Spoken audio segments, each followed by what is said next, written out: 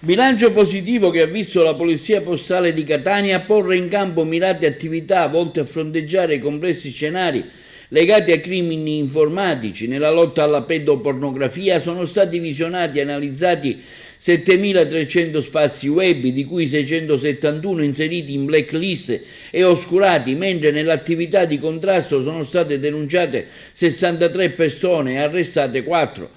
È confermato il coinvolgimento di minorenni di età compresa tra i 10 e i 13 anni nei casi di adescamento online. Dei 51 casi totali trattati dal centro della Polizia Postale, infatti la fascia dei preadolescenti è quella che maggiormente ha avuto interazioni sessuali tecnico-mediate, con 41 casi totali, e di questi bambini adescati di età inferiore ai 9 anni sono stati 12. L'analisi dei dati del cyberbullismo registra una diminuzione dei casi. Nel 2023 sono stati 26, mentre 12 quelli trattati di minorenni vittime di sex tortion. La maggiore parte riguarda i minorenni di età compresa tra i 14 e i 17 anni, prevalentemente maschi. 792 sono stati casi riferibili a reati contro la persona commessi nel web, che ha visto la Polizia Postale impegnata direttamente nel contrasto dei reati commessi contro la persona attraverso la rete, dalle diffamazioni online alle minacce, alle molestie, dal cyberstalking al revenge porn, denunciando all'autorità giudiziaria 64 persone, arrestandone 7.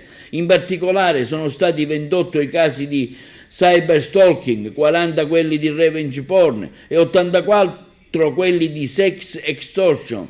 Nell'ambito delle competenze della Polizia Postale si segnala infine l'intensificazione dell'attività di prevenzione attraverso il monitoraggio attivo della rete, un'attività di contrasto di quella online predatoria, con un totale di circa 2.000 casi trattati e condanni per circa 9 milioni di euro. Un notevole riscontro è stato l'incremento degli illeciti legati al fenomeno del falso trading online, che sono passati da 80 a 185 casi in un anno, per un totale di oltre 4 milioni di euro di profitti illeciti.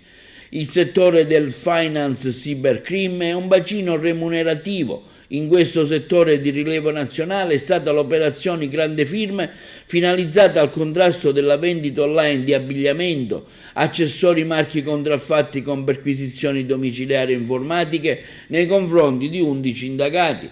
In materia di tutela del diritto d'autore, di rilievo internazionale è stata l'operazione contro lo streaming illegale, che nel mese di dicembre scorso ha consentito di identificare 21 componenti di un'associazione per delinquere a carattere transnazionale finalizzata alla diffusione dei palinsesti televisivi ad accesso condizionato, danneggiamento di informazioni, dati e programmi informatici, accesso abusivo al sistema informatico e frode informatica.